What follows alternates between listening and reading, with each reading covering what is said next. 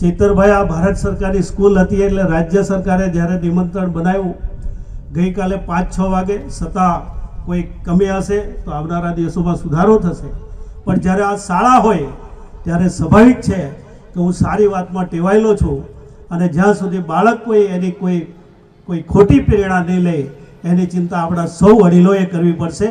ને એટલા માટે જ, કારણ કે નવી પેઢીને આપણે બધા સાથે મળીને, આ પક્ષ તે પક્ષ, પ્રજા હંમેશા એવું વિચારે કે ચેતરભાઈ ધારાસભ્ય થઈને ગુજરાતમાં જશે તો અમારો વિસ્તારનો વિકાસ થશે. પ્રજાને તો આટલી જ અપેક્ષા હોય. એ કોઈ પક્ષ સાથે એણે કોઈ લાંબો અભ્યાસ નથી કર્યો કે ભાજપ કેટલું ઊંડું છે અને આપ કેટલું ઊંડું છે ને કોંગ્રેસ. બસ એને એવું વિચારે છે કે વ્યક્તિ આ સારો છે અને કદાચ એ જશે તો એવું પણ વિચારતા હોય છે. પણ છતાં હું તમને ખાતરી આપું છું કે આદિવાસી સમાજ માટે જે કોઈ પ્રશ્ન હશે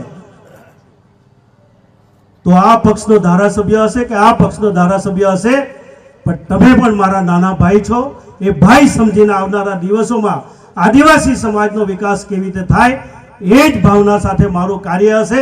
હું ચોક્કસ આ દેવમોગરાની પવિત્ર ધરતી ઉપર કહીને જાઉં છું કે માન્ય મુખ્યમંત્રી શ્રી ભૂપેન્દ્રભાઈ પટેલ સાહેબ, આપણા ઉપમુખ્યમંત્રી શ્રી હર્ષભાઈ સંઘવીજી અને આપણા યશસ્વી પ્રધાનમંત્રીજી હર હંમેશ માટે આદિવાસીઓની ચિંતા કરે છે. ભવિષ્યમાં કરીશું.